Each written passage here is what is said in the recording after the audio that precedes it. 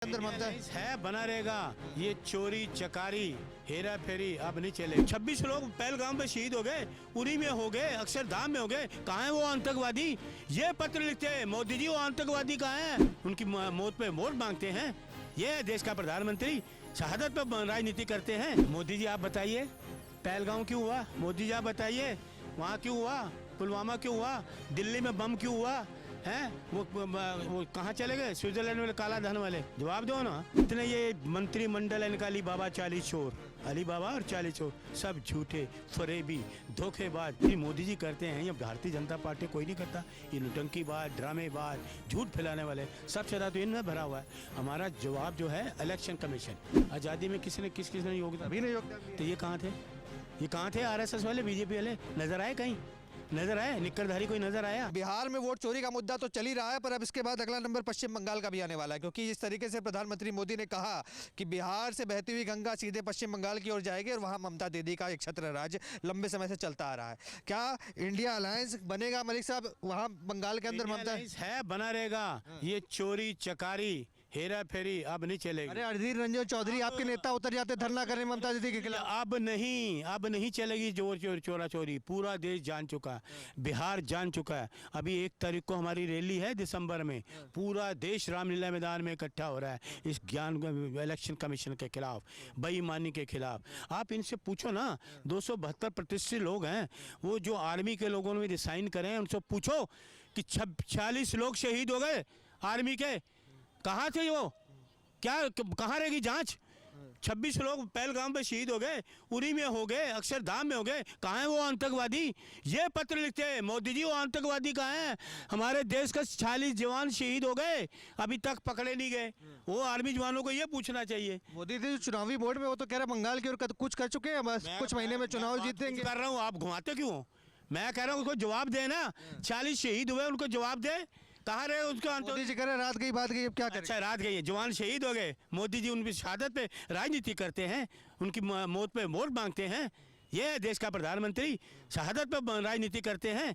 देश का जवान है 40 जवान, उसकी बात करते हुए जवान जिन्होंने। वही मोदी जी कहते हैं कि सर्जिकल स्ट्राइक करके आते हैं तो कांग्रेस पार्टी वाले उसको फर्जिकल स्ट्राइक बता देते तो फर्जिकल स्ट्राइक है, सर्जिकल तो है ही नहीं। एक देश की सेना पर सवाल उठाते हैं। एक सर के देख ले 10 सर आएंगे, हमारे घर में घुस के मार के चले गए। ये तुम्हारा शासन है? हमारे घर में घुस के मार के चले गए, आज तक तो पकड़े नहीं गए। दिल्ली में ब्लास्ट हो गए, बम पकड़े जा रहे हैं, अदालतों को धमकी दी जा रही है। ये है शासन? ये शासन है? अदालतों को धमकी दे रहे हैं कि डराना चाहते हो, धमकाना चाहते हो, अपने पक्ष में करना चाहते हो। ये भूल जाओ, ये देश है। मोदी जी कहते हैं कि बीजेपी शासित राज्यों में कुछ होता है तो कांग्रेस वाले बोलने लग जाते हैं। ममता दीदी के राज में बंगाल में संदेश खाली होता है, कोई बोलने नहीं आता। मुर्शिदाबाद होता है, कोई बोलने नहीं आता। मोदी जी आप बताइए पहलगाम क्यों हुआ? मोदी जी आप बताइए वहाँ क्यों हुआ? पुलवामा क्यों हुआ? दिल्ली में बम क्यों हुआ है? वो कहाँ चले गए? स्विट्जरलैंड वाले काला धन वाले। जवाब दो ना, जवाब दो। कहाँ है वो? आपकी इंक्वायरी सारी धरी की धरी रहेगी। मतलब ममता दीदी पे नहीं बोलेंगे? बे सच बोलते हैं, सच का आईना वो भी सच है।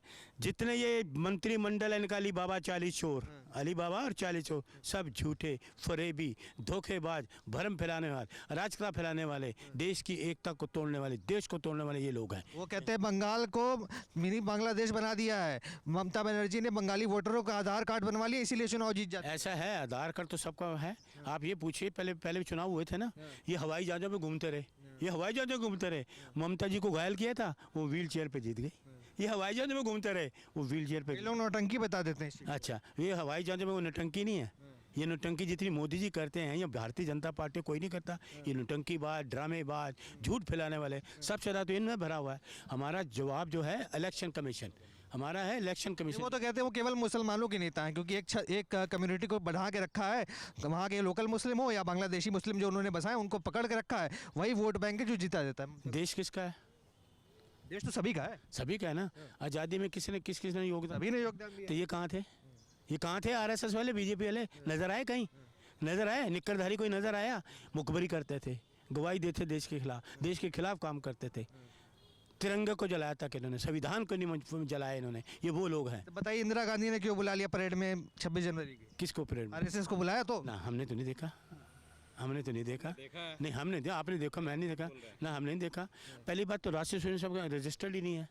सुनिए, अब भाई बड़े पते की बात आपने कही, आरएसएस चीफ आए हैं दिल्ली में, आए कि मोदी जी 75 साल के हो गए हो, आप रिजाइन करो ना।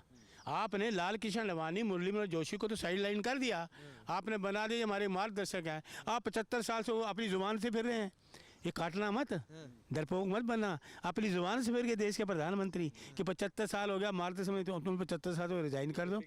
और नहीं आरएसएस के लोग आए, उन्होंने मोदी जी को कहा 75 साल रिजाइन करो, वो इंतजार करके चले गए। आरएसएस बड़ी है, मोदी जी बड़े हैं, अब यही अंदाजा लगा लो आप। तो जब उन्होंने अपना जो किया बात को, अपनी बात से मुकर गए, तो क्या भरोसा किया जाए। जय हिंद। आप देख रहे हैं सौगंध टीवी, सौगंध वतन की।